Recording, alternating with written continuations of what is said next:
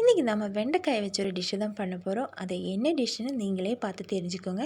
செய்கிறது எப்படின்னு நம்ம பார்த்துக்கலாம். அடுப்பு பற்ற வச்சுக்கோங்க. ஒரு கடாய் வச்சு கொஞ்சம் ஆயில் ஊற்றி, ஆயில் கொஞ்சம் சூடாகுமா 2 ஸ்பூன் வரமல்லி, 1 ஸ்பூன் கடலைப்பருப்பு, 1 ஸ்பூன் உளுந்தம்பருப்பு, அரை ஸ்பூன் சீரகம், ஒரு கொத்து கருவேப்பிலையும் போட்டு நல்லா வணக்கிக்கோங்க. இந்த டைமில் அடுப்பு லோ ஃப்ளேமில் வச்சு நல்லா வணக்கி எடுத்துடுங்க. இல்லைன்னா கறியை விடக்கூடாது, அதுக்கு தான் லோ ஃப்ளேமில் வச்சுக்க சொன்னோம். இதெல்லாம் சேர்த்து நல்லா கோல்டன் கலர் ஆனதுக்கப்புறம் நம்ம ஒரு வேறு பவுலுக்கு மாற்றிடலாம். அந்த பவுலுக்கு மாற்றி அது பாட்டு அங்கே ஆறிட்டு இருக்கட்டும். அடுப்பு நீங்கள் க்ளோஸ் பண்ண வேண்டாம். இதே அடுப்பில் இதே ஆயிலில் பார்த்தீங்கன்னா வெண்டைக்காய் ஒரு 1/4 கிலோ வெண்டைக்காய் நம்ம பொரியல் கட் பண்ணுற மாதிரி நான் கட் பண்ணி எடுத்துகிட்டு வந்திருக்கிறேன். இதையும் போட்டு நல்லா வணக்கிக்கோங்க. வெண்டைக்காய் நல்லா வணங்கணும், அதோட பசப்பசப்பெல்லாம் நல்லா மாறணும். அதுக்கு அந்த பசப்பசப்பு நீங்கள் மாறலை அப்படின்னு உங்களுக்கு தெரிஞ்சால் நீங்கள் கொஞ்சம் ஆயில் கூட மேலால் ஊற்றி விட்டு நல்லா வணக்கி விட்டுடலாம்.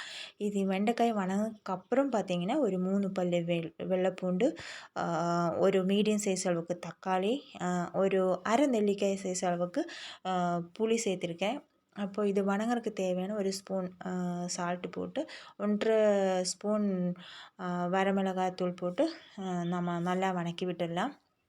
இதெல்லாம் வெண்டைக்காய் அந்த பசப்பசப்பு நல்லா மாறினதுக்கப்புறம் தான் மற்ற இன்க்ரீடியன்ஸ் எல்லாம் நீங்கள் சேர்த்தணும்.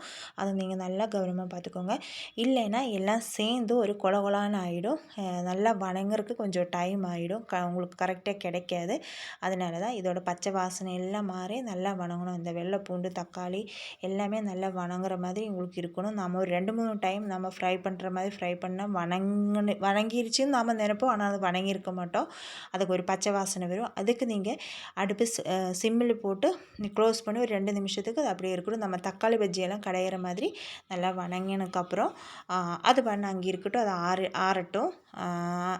அது ஆறுறதுக்கு முன்னாடி நாம் ஃபஸ்ட்டு ஃப்ரை பண்ணி வச்சுருக்கோம் இல்லையா, அந்த வரமல்லி இதெல்லாம் சேர்த்து நம்ம ஒரு மிக்ஸி ஜாருக்குள்ளே போட்டு நாம் கொஞ்சமாக தண்ணி தெளித்து நம்ம அரைச்சி எடுத்துகிட்டு வந்துடலாம். ரெண்டுமே அதுக்கப்புறம் அதெல்லாம் அரைச்சதுக்கப்புறம் பார்த்திங்கன்னா நம்ம இந்த வெண்டைக்காய் தக்காளி விழுது இருக்கும், அதையும் இதுக்குள்ளே சேர்த்து ஒரே ஒரு சுற்று தான்.